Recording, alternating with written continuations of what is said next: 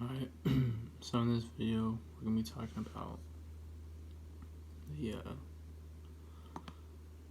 week discussion post.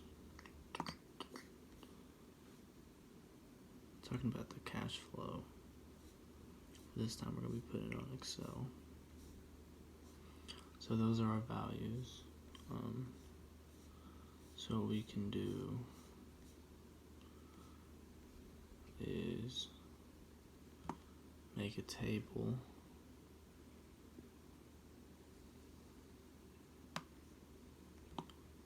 with the values in it.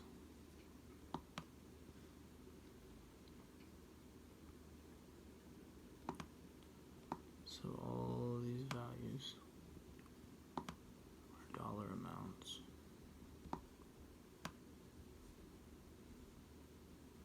And then how much is given each year. So in this problem, the interest is the same, the effective interest is the same for both part A and B. So to find the effective interest, you gotta look at the payments and the compounding, which in this situation the payments are annual, but the compounding is non-annual. So to find the effective interest rate on Excel, you're going to use the formulas. I'll show you. So for effective interest rates, effect, and then your M value, which is the amount of compoundings per year, and then your interest. So multiply those are two values used to find the effective interest for this problem, and it comes out to be this, which you can put that into percentage. So the next thing we're going to do is we're going to start working on the problem.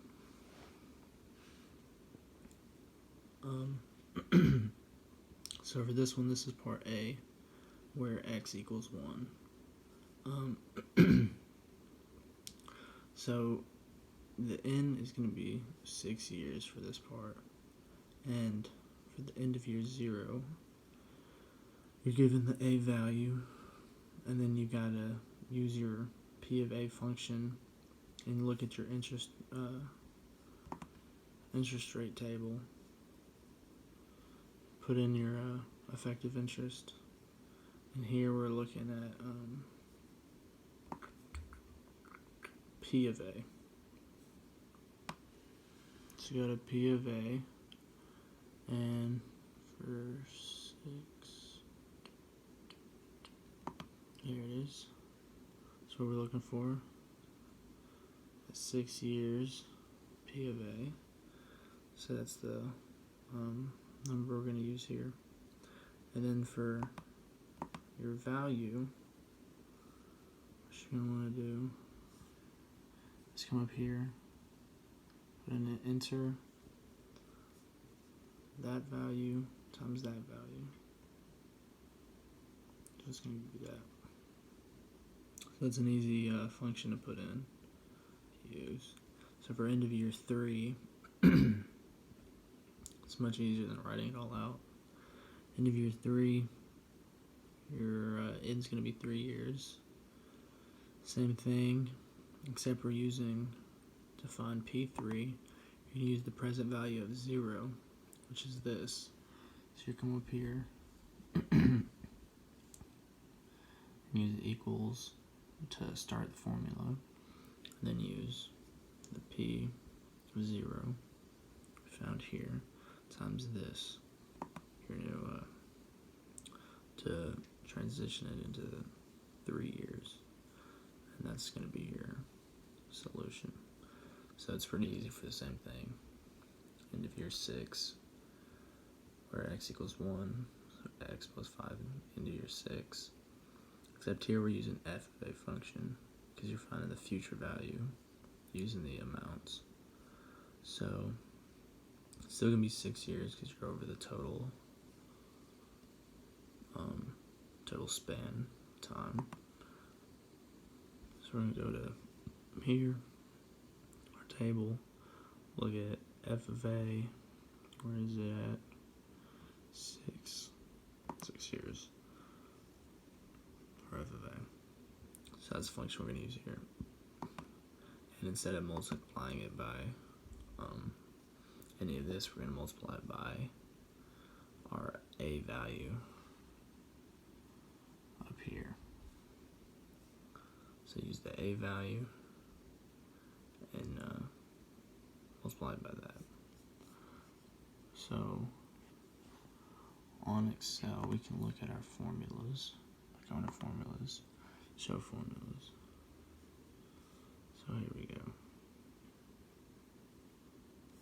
We see this 32 times 33 to give us the p of 0. Probably p of 3, we're going to use p of 0 times the 37, or cell 37. And then for f of 6, 32, yeah, the a value times this value.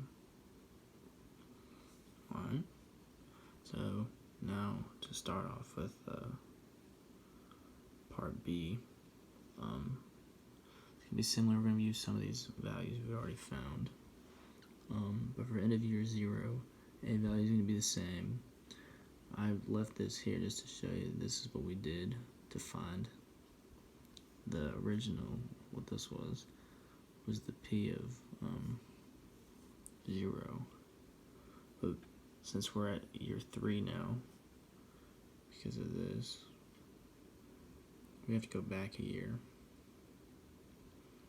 because of the cash flow diagram where it would be 0. So this is technically year 2. So this